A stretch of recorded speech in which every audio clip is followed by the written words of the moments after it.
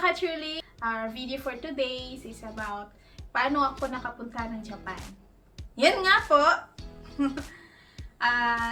Nandun na po kami sa interview. Bago pa nga po nun, pinaprepare po kami na magsuot kami ng white t-shirt or any white t-shirt. Kasi yun po talagang required, lalo na sa pag-apply ng Japan, na gusto nila natin uniform white t-shirt po during interview. Nung nagpunta po ako doon, ayan nga, prepare na po ako, kinakabahan, ganito, ganyan. Napaka talaga, kasi hindi ka pa nakapagpunta ng Japan, di ba? Then, although yung company namin na HRD, po siya, Japan-based po siya, at least may idea naman po ako sa Nihongo that time, yung mga alphabet nila. So, at least, yun lang po. Di, tsaka yung past, yung may, ko kasamang past ex ko, pag-Japan naman din po siya. So, may idea po ako konti. Yun nga po, sinalang po ako sa interview. Nakakapa po talaga, first time interview doon sa Prudential. Parang, ayun po, sa may palad talaga, hindi po ako na-select sa first interview. So yun nga po, worry na po ako, paano po yun. Pero, kasi gustong-gusto ko talaga makapag-Japan, makapagtrabaho, para na rin sa family. Nag-ask po ako sa mismong mga staffs kung mayroon pa bang available na position. So sabi nila, okay, may po kami ma'am, ganito, food processing, ganito, ganyan. Basta food related. Pwede ka po nilang ipunta o isabak doon o i-line up sa interview na yon. Yun nga lang, babaguhin po yung position na ina-applyan mo. So yun nga po, nag-try na din naman ako. Kahit hindi ko alam kung ano yung food processing. Basta, yun na yun. Total, sabi naman po nila, pag nandun ka na sa Japan, kahit hindi mo alam kung ano yung ginagawa talaga nila, at least, hindi ka naman worry kasi tuturuan ka nila. Kasi alam naman po natin yung mga Japanese ay matulungin din sila po. So, yun po, sa pangalawang attempt, ganun po yung, ganun po talaga yung flow, ganito, ganyan. Parang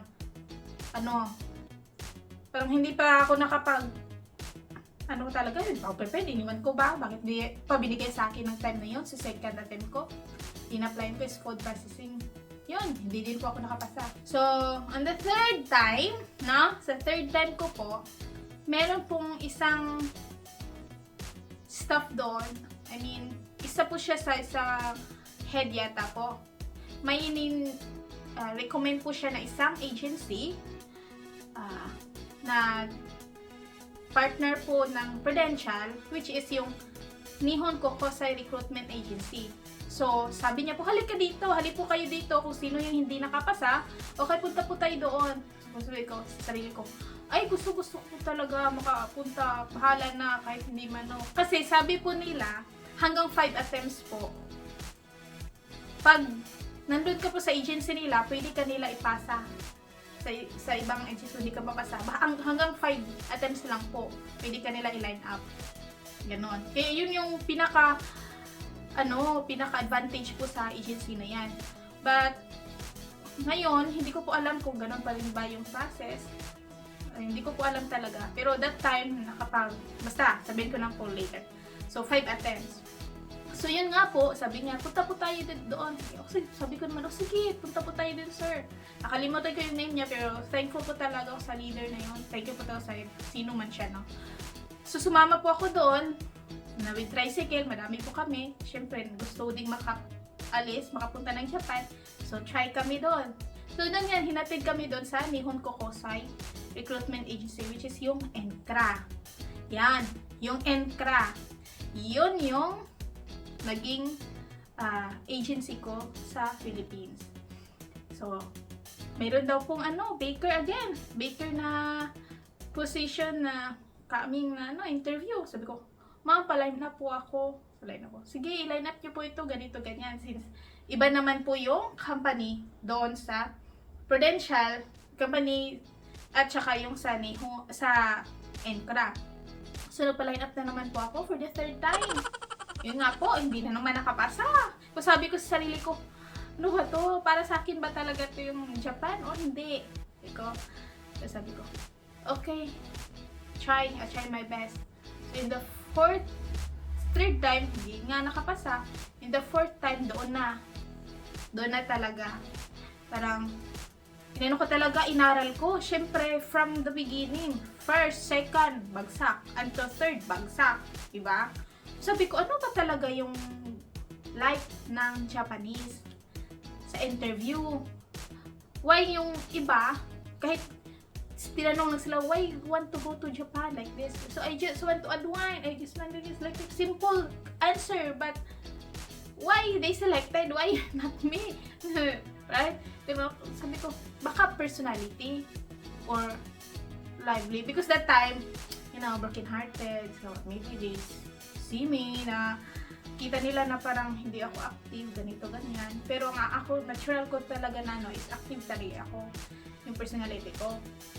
Sabi ko, yun na, iba na to ah. Hindi ko na to papalampasin because until 5 attempts lang siya that time. So, yun nga, sa fourth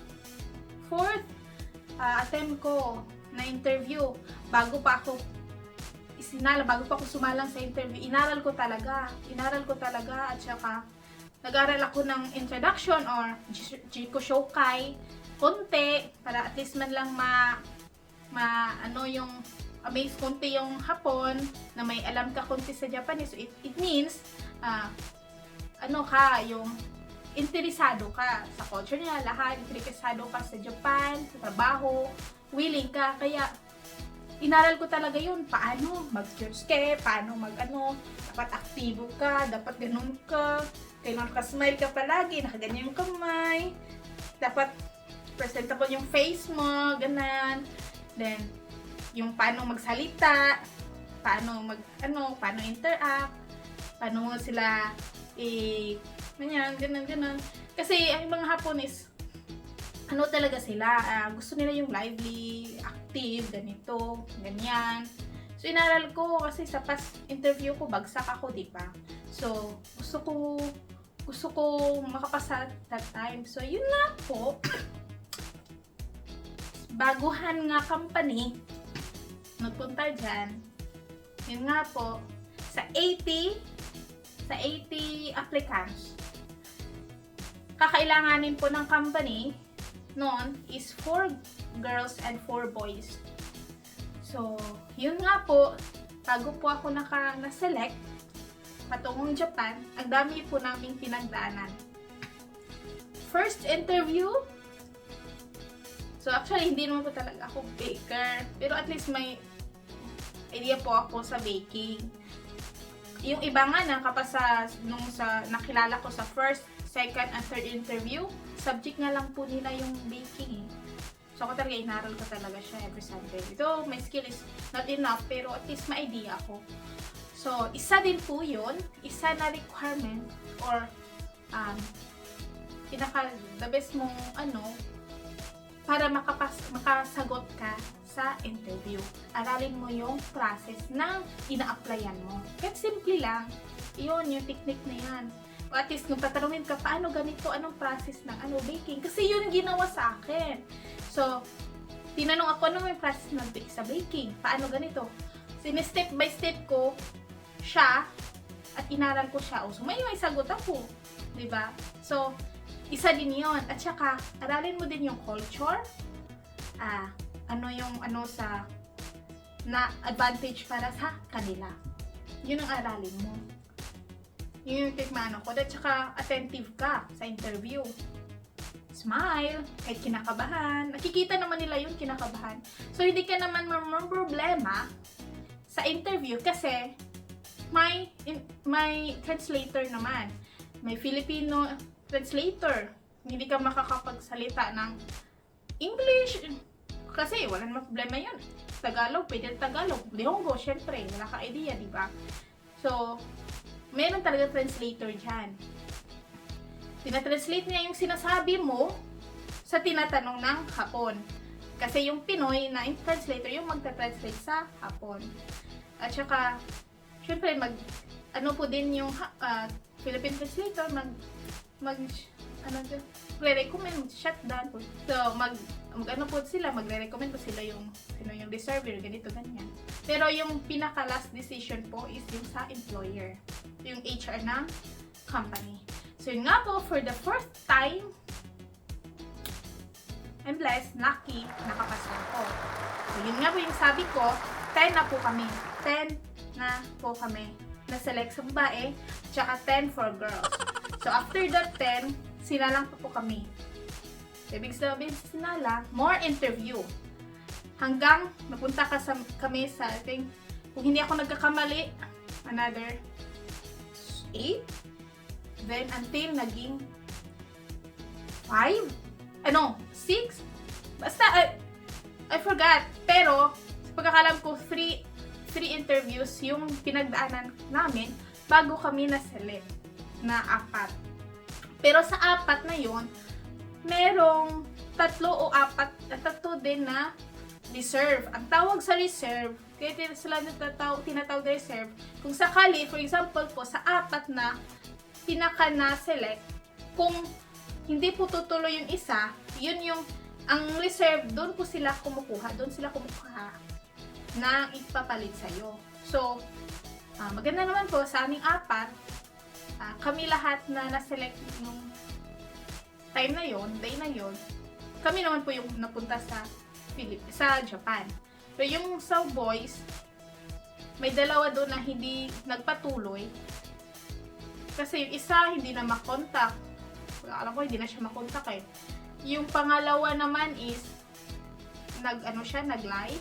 So, about sa religion. About sa religion yun, nag-lie siya. At saka tinanong niya yung nandun na siya